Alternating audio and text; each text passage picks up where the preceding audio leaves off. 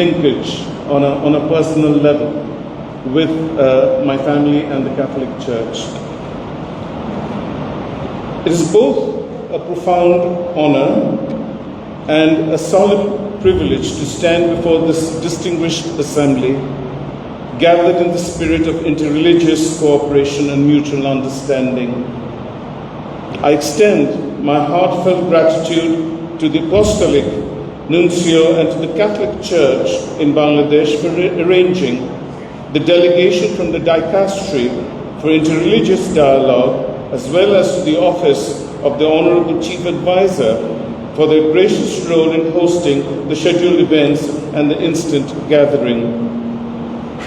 I would also be deeply obliged if the esteemed members from the Holy See would kindly convey my wholehearted appreciation back to His Holiness Pope Leo XIV for his commitment to interfaith unity.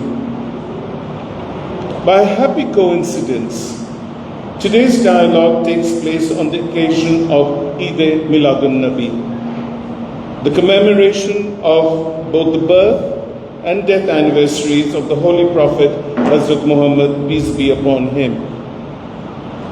His life and message offered humanity a path towards kindness, peace and equity, reminding mankind that the highest calling is to uphold dignity, extend mercy, and live in harmony. Standing in an isolated desert 1400 years ago, he declared in his last sermon, and I quote, "All mankind is from Adam and Eve. An Arab has no superiority over a non-Arab, nor a non-Arab over an Arab.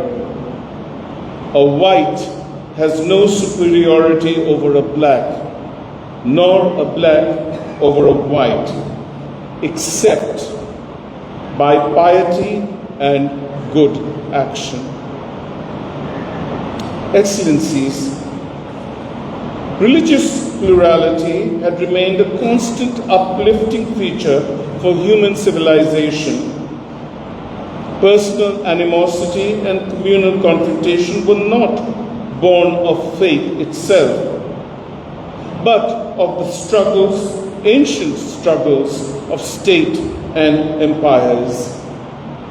As Bertrand Russell observed in his book, Human Society in Ethics and Politics, faith is too often used to rearm ourselves in conflict.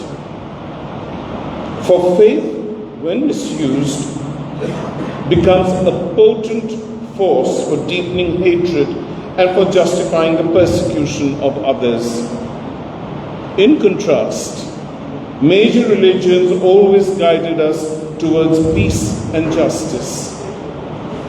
For example, the Holy Prophet Hazrat Muhammad, peace be upon him, convened in Medina what we would now call a trialogue, bringing Jews, Christians, and Muslims together to discuss on their respective faiths.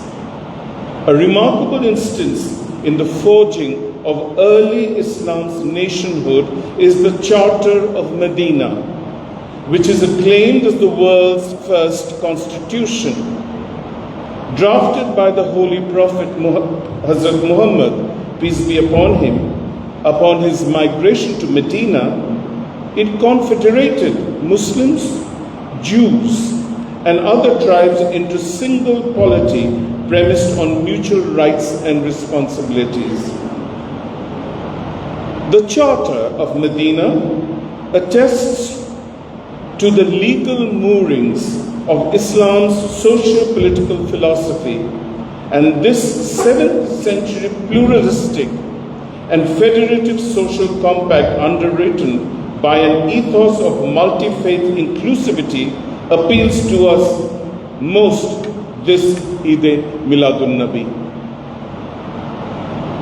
The document, called the Charter of Medina, proclaimed freedom of faith, security for life, and certainty of property for every group, in return for their promise to stand by both fellow townsmen and immigrants against their acts of aggression.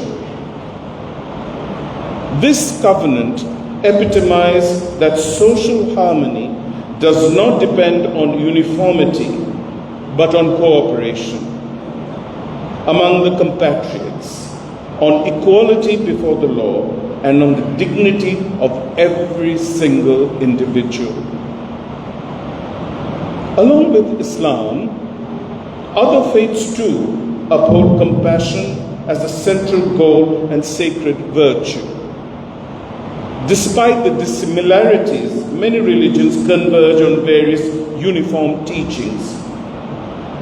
Christianity and Islam, in particular, share a common origin in the Abrahamic tradition and carry striking similarities. Islam calls us to surrender to God's compassionate will, which embraces all humanity, while Christianity calls believers to love people of every faith as God's image bearers. Instead of offering resistance to peripheral differences, we all are encouraged to recognize them as part of the beautiful design of the Almighty. As the Quran says, and I quote, "And of His signs is the creation of the heavens and the earth, and the diversity of your languages and your colors." Chapter 30, verse 22. The Bible, on the other hand, instructs us to practice tolerance, even in the face of disagreement.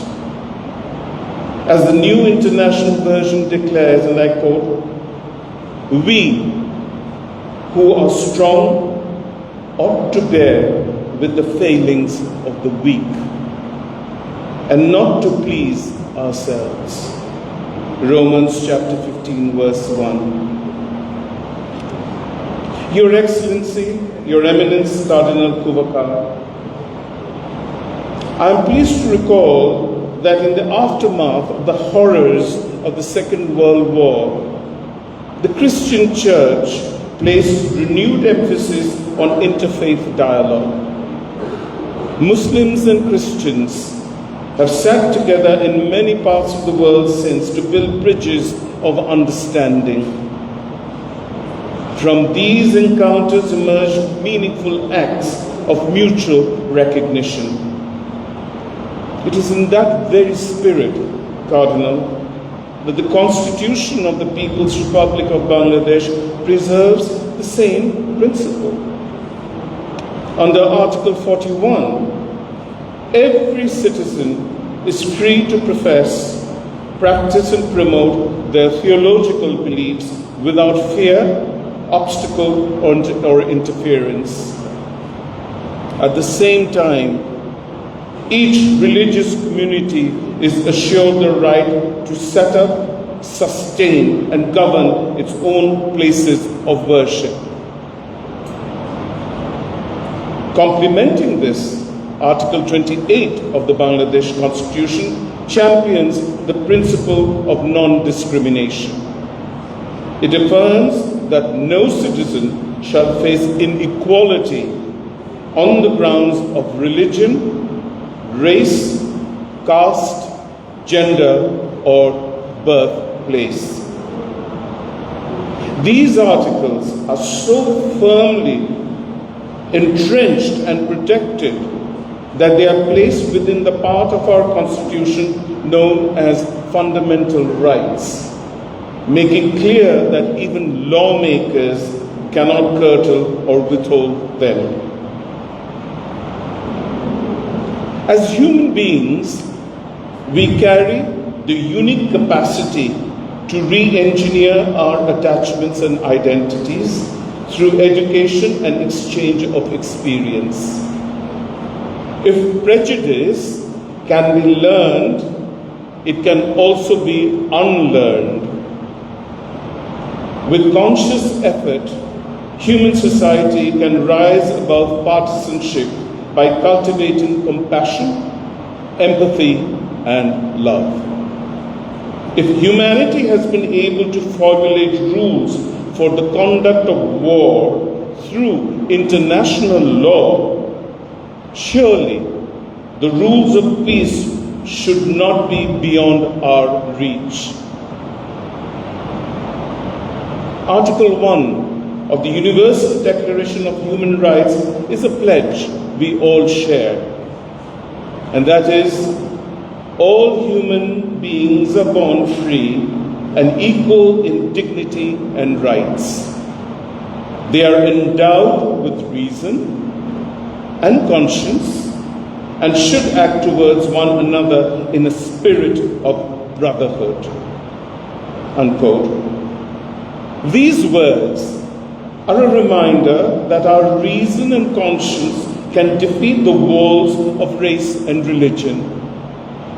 Central to this transformation is the recognition that othering and sectarianism are corrosive not only to their victims, but equally to those who perpetuate them. Nobel laureate Amartya Sen argues in his book, Identity and Violence, that we ignite ferocity when we define individuals solely by a single dimension of their personality or character. Intolerance then is not merely a burden on the weak, it is a poison that consumes the lives of all. Excellencies and esteemed guests, a judge is entrusted to deliver justice from courtroom by upholding dignity and equal rights. The greater trust, however, is placed upon our faith leaders.